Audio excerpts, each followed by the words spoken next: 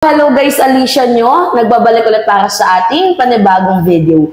So mga minamahal, ano sa palagay nyo yung naging pahayag dito nga po sa interview ni Kato Ning with President Bongbong Marcos na may katotohanan nga ba na meron pang hinihinging isang uniteam or one more try dito nga po sa uniteam na binuo nila PBBM at ni VP Sara noon or warning na ito, last and final warning dito nga po sa mga Duterte. Kasi ako nado-double meaning ako dito, mga minamahal. Pwedeng sabihin natin na ang presidente talaga ay sobrang mabait, 'di ba? Hindi siya yung tipo ng katulad ng mga Duterte na heartless ba, yung naay puso, 'di ba? Ang ating presidente sobrang mabait, mapagbigay, mapagkumbaba. Pwedeng ganun eh. Actually ganun naman talaga yung ugali ng ating presidente, hindi mapagpatol, pero in another dimension or kung pag nilay-nilayan natin itong kanyang binitawang pahayag, pwedeng masabi natin na ito po ay last warning na sa mga Duterte. Tandaan mo, Vice President Sara, si PBBM ang presidente ngayon. Dapat ikaw ang sumusuyo sa presidente. Pero dahil nga mabait itong ating Pangulo, ikaw ang kanyang sinusuyo. Kahit pa despite na ipapatapon mo yung kanyang ama sa West Philippine Sea, kahit despite pa na ipapapatay mo pa siya, diba? Sa mga killers na hinard mo kasama ang kanyang asawa at itong si House Speaker, kahit sinisisi mo, si PBBM na siya yung nagpahuli dito nga po sa ama mo, despite na kahit anong katarangkaduhang ginawa mo, yung relo na pupugutan mo ng ulo ang ating presidente, despite na kahit ganun yung masamang budhing pag-uugali mo, ang bait pa din ng presidente sa'yo. So I think mga minamahal, kasi ito yung nakalagay dito sa article na to, yung gusto ni PBBM na, ayoko nang madaming kaaway, gusto ko tuloy-tuloy lang yung trabaho, peace. Diba? Sabi yan ng ating presidente. Ito basahin natin. One more try for unity? Question mark. Marcos wants peace with Dutertes. Ako wala namang problema kung makipag-ayos itong si President Bongbong Marcos sa mga Duterte. Well, choice niya yan.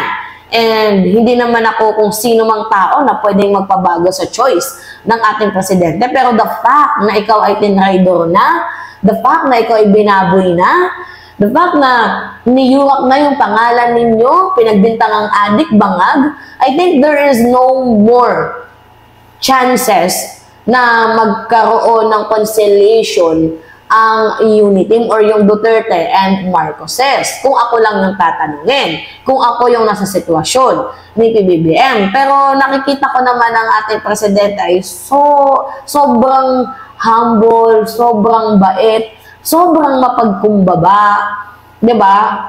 Hindi ko nga alam saan pinaglihit ang ating presidente despite na ang daming paninira, ganun pa din yung kanyang treatment. Pero I don't know kung isang strategic moves yan kasi hindi naman talaga pwedeng sabihin ng presidente na ayaw ko sa'yo, hindi ako makikipagbati sa'yo. Presidente yan, si PBBM at matalino mag-isip yan.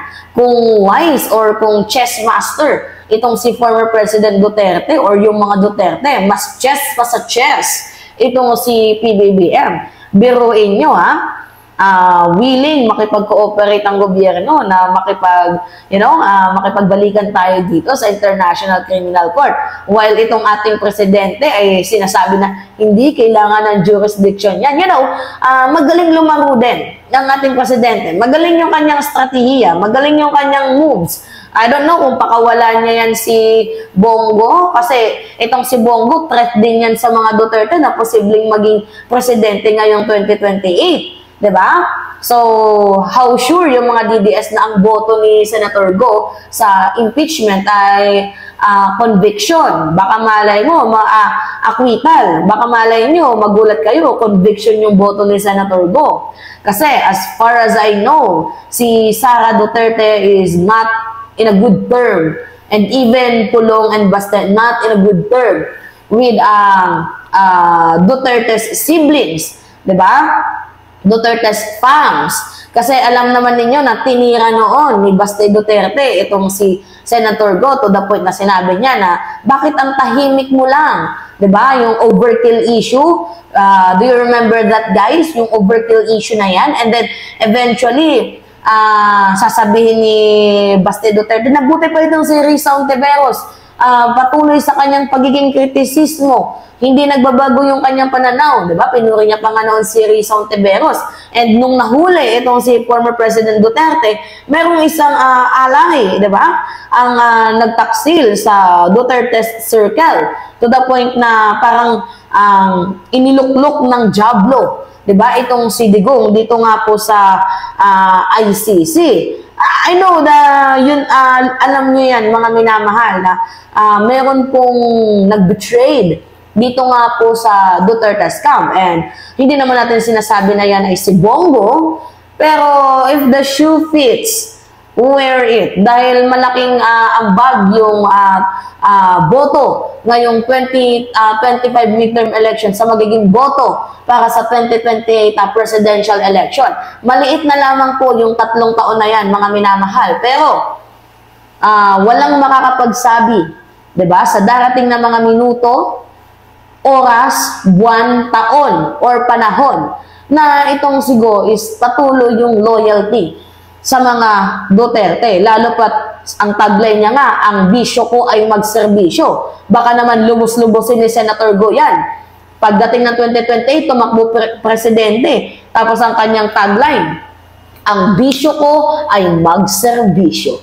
So alright, going back sa ating topic, who knows, diba? Eh, hindi natin alam, baka pakawala ni PBBM yung si Bongo or either itong si Jaime Marcos kasi at the end of the day, blood is thicker than water. But, you know, dahil sa ginawa ni Jaime, hindi na ako naniniwala sa ganon. Not unless kung talagang magaling yung kanilang estratehiya.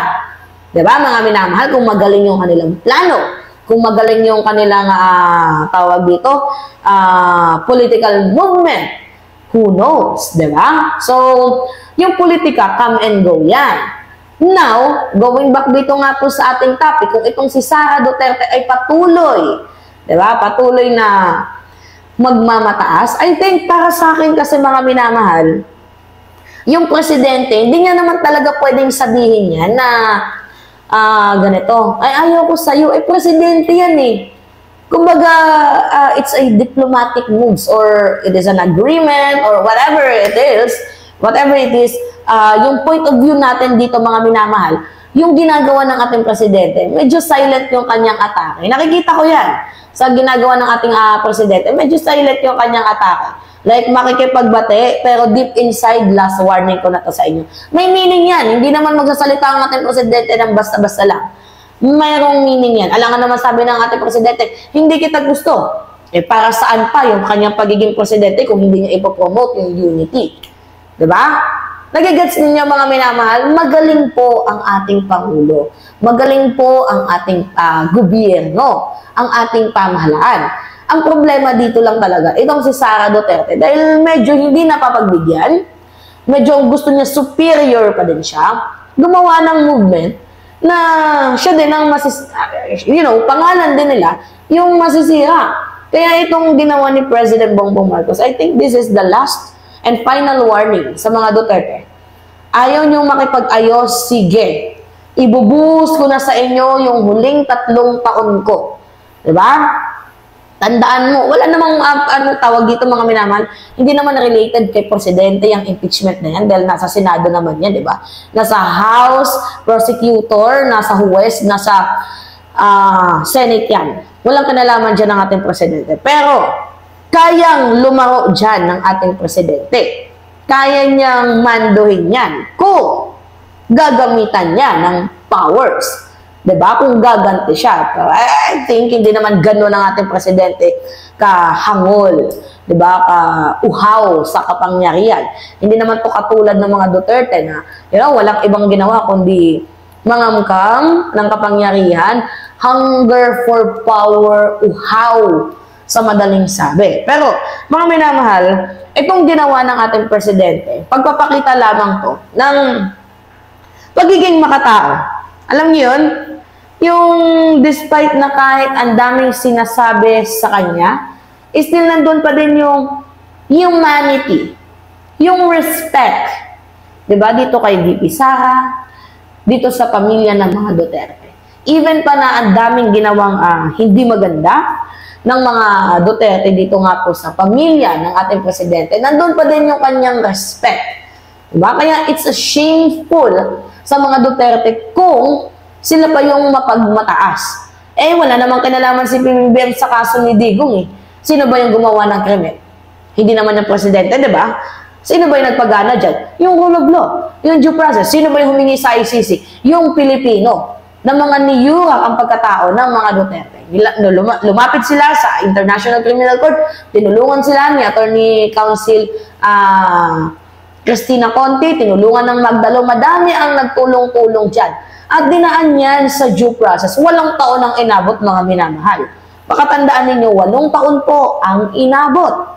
Yes, sa 8 taon na yan, ibig sabihin, mga minamahal, hulog na yung ebidensya.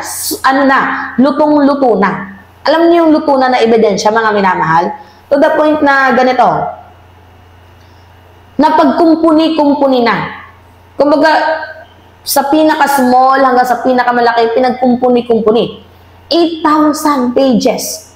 15 hours video clip. Diba? So, kumpul-kumpul, puno na, hinog na ang ebidensya. Kaya nahuli yung ama mo at huwag mong isisi sa ating presidente. Diba? So, alright. So, basahin pa ba natin to? Mga minamahal, ano sabi ni PBBM? Unity and reconciliation? Question mark. President Ferdinand Marcos Jr. wants peace, not war, with the Duterte family. Ang tanong nga dito, sino ba yung nangunguna sa madugong laban na yan? Diba? In a BBM podcast released on Monday, Marcos admitted being open to patching things up with the Duterte, saying he would rather have more friends than any peace. Ganun naman dapat talaga eh. Diba? Kaibigan kaysa kaaway. Pero I don't really get the point. Why the Dutertes come still,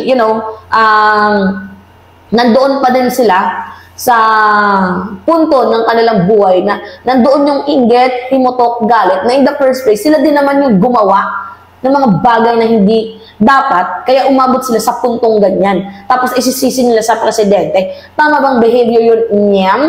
Pero, mga minamahal, okay, pwede natin sabihin na gustong makipag-ayos ni PBBM, pero hindi pwedeng ibaliwala lang yung rule of law, yung due process sa impeachment ni Sara. Pwedeng sabihin natin na gusto kong makipag-ayos sa'yo, pero hindi natin pwedeng pigilan yung hinaing ng taong bayan na ikaw ay ma-impeach. Pwede ganon. Or nang-aasara lamang itong ating presidente. Diba? Pwedeng ganon. So, ayoko ng gulo. Gusto ko magkasundo lahat ng tao. Mas maganda, marami na akong kaaway, hindi ko na kailangan ng kaaway, kailangan ko ng kaibigan. Indeed. Kaya dapat, Sara, ganun ka din. Kailangan mo ng kakampi, kailangan mong mag-ipon, kailangan mo ng kasangga, kailangan mo ng kaagapay. Hindi mo kailangan ng kaaway. Presidente, inaway mo, tapos kaaway mo pa yung ibang mga kongresista. Ano mangyayari sa inyo?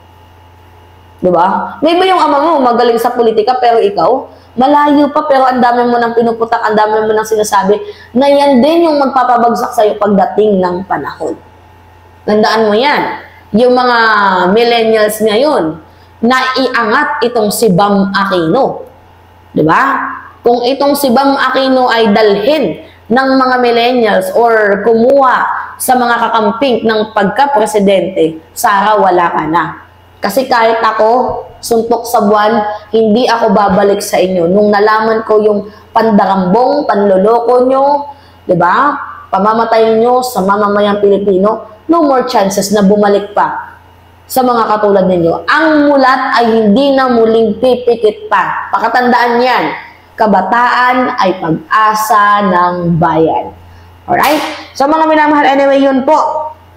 Tingin lang po ako ng comments, ano yung masasabi nyo dito sa moves na ginawa ni PBBM? Pwedeng strategically, pwedeng final and last warning, madaming implication, madaming meaning itong ginawa ng ating presidente. But, at the end of the day, we will see pagdating ng mga panahon. Alright? So, antabay lang tayo. Ingat mga kababayan.